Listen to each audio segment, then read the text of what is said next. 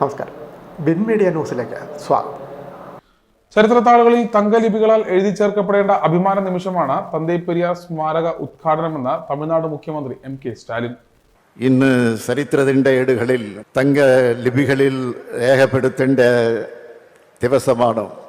പ്രവേശനം നിഷേധിക്കപ്പെട്ട വൈക്കത്ത് തந்தை പെരിയാറിന് നമ്മൾ ഒരു സ്മാരകം നിയമിച്ചിട്ടുണ്ട്.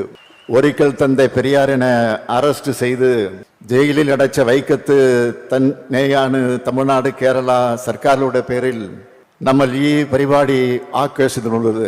தந்தை பெரியாருக்கு எதிராக யாகம் எடுத்த ஊர்ல இன்னைக்கு புகழ்மாலை சூட்டி இருக்கக்கூடிய நிகழ்ச்சி நடந்து கொண்டிருக்கிறது.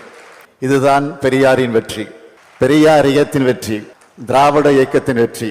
அந்த வகையில் சமூக நீதியின் வரலாற்றையும் இந்த நாள் பொன்னெழுத்துக்களால் பொறிக்கப்படும்.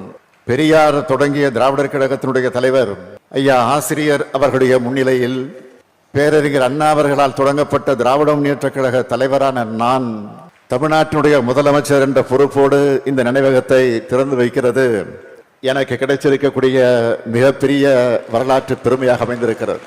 വൈക്കം സത്യാഗ്രഹ ശതാബ്ദി ആഘോഷങ്ങളുടെ ഉദ്ഘാടനത്തിനായി 2023 ഏപ്രിൽ 1 ഇരു മുഖ്യമന്ത്രിമാരും വൈക്കത്തെത്തിയിരുന്നു. വൈക്കം സത്യാഗ്രഹത്തിന്റെ മുന്നണി പോരാളിയും ദ്രാവിഡ രാഷ്ട്രീയ ആചാര്യനുമായ തന്തൈ പെരിയാറിന്റെ സ്മാരകം നവീകരിക്കുമെന്നത് 2023 ഉദ്ഘാടന വേദിയിലാണ് സ്റ്റാലിൻ പ്രഖ്യാപിച്ചത്.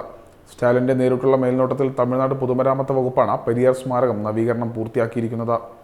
Win media, Vaikom.